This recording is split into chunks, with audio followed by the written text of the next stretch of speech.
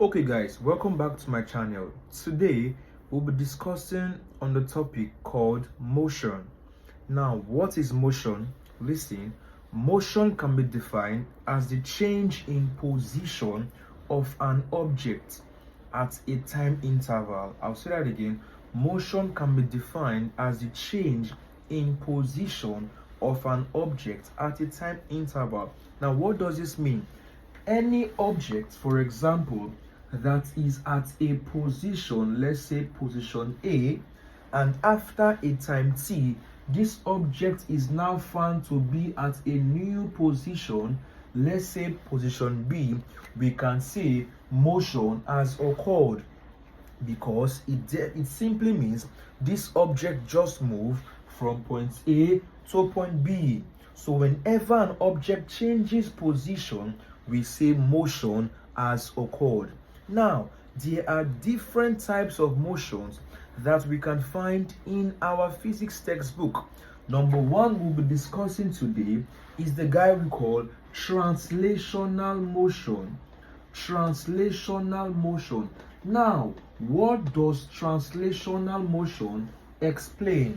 Simply put, translational motion is the motion of an object along a straight line uniformly. The motion of an object along a straight line is translational motion. Example, object sliding down a slide. Remember, in primary school or kindergarten days, there is a kind of slide, something of this nature, in which you climb and then you get to the top and then you sit here and slide down. Now, this motion while coming down is a translational motion. Why? You are moving along a straight line uniformly. You are not rolling or skipping. You are moving along a straight line. So this is what we define by translational motion. Okay, the next motion is the guy we call circular motion. Now, what is circular motion? It is the motion of an object along a circular path. Whenever the motion of an object can be drawn to form a circle, we call that circular motion. And any object that will move in circular motion must possess constant speed but varying velocity. You must possess constant speed, that's the magnitude must be constant, but the velocity, that's the direction, will be changing. Examples of objects in circular motion. Example, the earth round the sun. The earth moving round the sun is a circular motion example. You can find other examples when you think about it. Any object moving along a circular path is in circular motion. Okay, the next type of motion is rotational motion. Many students confuse rotational motion and circular motion, but there is a difference. Objects in rotational motion are somewhat moving like a circular manner, but they are on a fixed point. They are on a fixed position. Whenever you are on a fixed position and you are moving about on that position, you are called rotational motion. So for rotational motion, you are spinning but on a fixed point, while for circular, you are moving like the circle itself. Rotational, you are on a point and you are spinning. Example of objects in rotational motion: a ceiling fan. Ceiling fans are hooked to a position while the blades are moving around. That is rotational motion. Another example, the movement of the earth on its axis. Now, as the earth is moving round the sun, while it is moving, it is also spinning. So that spinning motion of the earth is called rotation, also called revolution.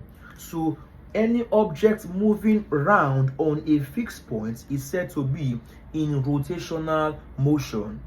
Okay, the next motion is oscillatory motion. Now, what is oscillatory motion? Simply put, it is the motion of an object in a to and fro manner. It can also be called vibrational motion. When an object vibrates, it moves to and fro. That is oscillatory motion. Example, the motion of the skin of a talking drum. It is a to and fro motion.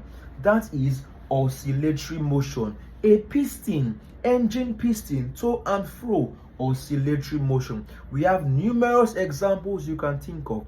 So, and whenever an object moves in a to and fro manner, it is said to be in oscillatory motion.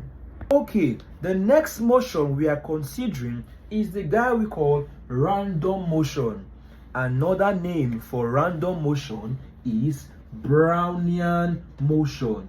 Brownian motion, due to the scientist called Robert Brown that said he discovered pollen grains were in constant motion in still water. Pollen grains were moving randomly in still water, so hence the name Brownian motion. Any object that moves in any manner without a specific direction is said to be in random motion, zigzag motion, anyhow motion. That is random motion. Example, movement of gas particles, random motion. Movement of pollen grains, random motion. Okay, now, after we've seen all these types of motion, remember, we can relate a motion of an object to another. Whenever you are relating an object's motion to that of another, we can call that relative motion. Therefore, we can say motion is relative. Motion is what now? It is relative. Okay, guys, moving on. We've seen motion and its types. Now, we're moving on to the next part, which is the interesting part. Now, there is a scientist we all respect that gave us deeper insight into motion. His name is Sir Isaac Newton. Now, Sir Isaac Newton was is still a very renowned scientist. He gave us some specific laws of motion, which we call Newton laws of motion. Now, Sir Isaac Newton gave us 3 laws of motion, which till today we'll study and use or apply in our everyday life. Let's look at Newton's first law of motion. Newton's first law of motion. Now, what does Newton's first law of motion explain? Newton said a body will remain at rest or continue in uniform motion along a straight line. I'll say it again. A body will remain at rest or continue in uniform motion along a straight line unless acted upon by a force. Meaning that if an object is at rest on a position, it will remain at rest. Or if this object is moving, it will continue to move unless a force acts otherwise, unless a force makes it to move while at rest or stops it from moving while in motion. So if an object is at rest, it will remain there forever, unless something comes to make it move. Now, this force can be an internal force, can be an external force, can even be a spiritual force. Forces you cannot see with your eyes. You can call them field forces, as the case will be. So this is Newton's first law. Objects will remain at rest or continue in uniform motion along a straight line unless acted upon by a force. Now, this first law can also be referred to as the law of inertia. The law of inertia. Now, what does inertia explain? Simply put, the key word for inertia is this word we call reluctancy. Reluctancy. So we can say inertia is the reluctancy of a body. The reluctancy of a body to begin motion while at rest or come to rest while in motion. Every object possesses or exhibits this reluctancy to begin motion while at rest or to come to rest while in motion. I'll give you a very simple example. I'm sure many of us have ceiling fans or standing fans. When you put on your ceiling fan, maybe one or two, the blades of the fan don't move fast immediately. The blades of the fan start moving gradually. Now that delay in motion before it gains its actual speed is called inertia. Now, while the blades of the fan are already moving very fast, if you put off the fan from the switch, the blades do not stop moving at once. They also exhibit that delay. That delay to come to rest is inertia. You are driving a vehicle. It is not advised to apply the brakes immediately. You apply the brakes gradually. Why? If you apply the brakes immediately, the car might stop moving, but guess what? You will not stop moving. You will move out from the car because you must obey the laws of motion. So we always exhibit reluctancy before motion or while coming to rest. Why? Inertia. Now there's something you must understand.